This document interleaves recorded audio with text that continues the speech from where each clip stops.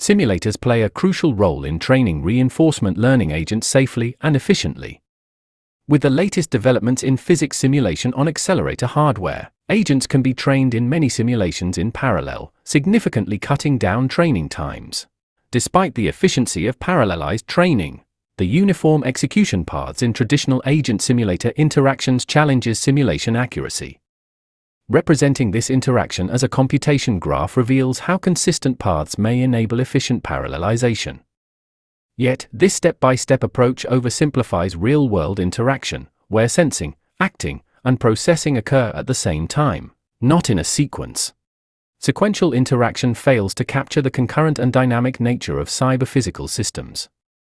Such systems are complex networks of sensors, actuators, and computational units that interact asynchronously with the physical world in real time. In cyber-physical systems, an agent might rely on outdated information if sensor data is delayed, or slow policy evaluation unavoidably extends the effect of previous actions beyond their planned duration. Moreover, the focus has traditionally been on single agents trained end-to-end. In practice, however, AI systems deployed in real-world settings often rely on a pipeline of models. Accounting for the latency between these models will become crucial as tasks grow in complexity. Finally, simulators often bundle physics, sensor, and actuator simulations into a single unit running at a single rate. However, in reality, there are vital asynchronous effects within this block that need to be accounted for. Overlooking these asynchronous effects in simulation can lead to policies that don't perform well in the real world.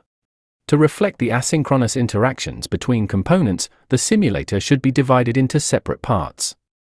This matches the typical design in robotics, where systems consist of interconnected nodes that operate concurrently at various rates that are not necessarily synchronized. This division enables the creation of computation graphs that accurately represent data flow in real-world situations, including latency effects. Consequently, each simulation step turns into a diverse mix of computation units from various components. These must be executed in a sequence that respects the data dependencies outlined by the graph's edges. In this example, during the second step, the sensor runs one fewer time, and the actuator is connected to the second simulator vertex rather than the third. This variation in computation paths encodes latency effects. Simulating with these diverse partitions improves accuracy but complicates parallelization, as they may not sync well across threads, hindering GPU efficiency. For example, misalignment can happen with asynchronous episodic resets, often initiated based on variable reset criteria. One thread might reset because the agent reached its goal, while another continues because the agent is still distant from the target. Misalignment might also arise when parallelizing across different computation graphs. Diverging execution paths can significantly reduce kernel efficiency. When threads take different paths, they must be serialized, leading to more instructions and reduced performance. In this example, when we mask out unnecessary computations, the serialized execution order becomes a valid topological sequence for all three distinct partitions. However, these masked computations are still executed, leading to 26% of compute being wasted. Aligning execution paths across partitions is crucial to reduce this waste. Upon examining these three partitions, it appears a more efficient execution order exists that respects edge constraints while minimizing redundant computation. By reordering computations, wasted compute drops to 17%. As systems become increasingly complex, a systematic approach to find the most efficient execution order is crucial. We accomplish this by finding the smallest possible graph that captures all edge constraints in the partitions. Sorting this graph topologically yields the most compact valid execution order that leads to the least amount of wasted compute. This supergraph is determined before the simulation begins, using a set of predefined target computation graphs. These graphs might be partially recorded from real-world executions, or synthetically created to reflect expected computation and communication delays. By parallelizing the supergraph, we can efficiently simulate while including latency effects.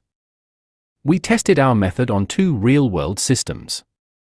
Given that the pendulum's dynamics are sensitive to delays, simulating these delays is crucial for effective real-world policy transfer. For the box-pushing task, We used BRACS in a parallelized planning approach to optimize for actions in real time, necessitating both accurate and efficient simulation. We obtain the target computation graphs as follows. First, we observe a novice RL agent interacting with the real system. We log the timing of each component's periodic calculations and the specific inputs they utilized. This information is critical as it allows us to piece together the data flow for any given episode. Typical variations between episodes result from delayed messages through ROS topics, and the occasional execution delays of components that run concurrently. To build a simulation-ready computation graph, we add vertices at our physics engine's operating frequency and connect them appropriately. We then randomize the graph for each training episode to learn a policy that's resilient to latency effects. We zero-shot evaluate policies trained with and without latency simulation. Ignoring latency speeds up simulation but fails in real-world application.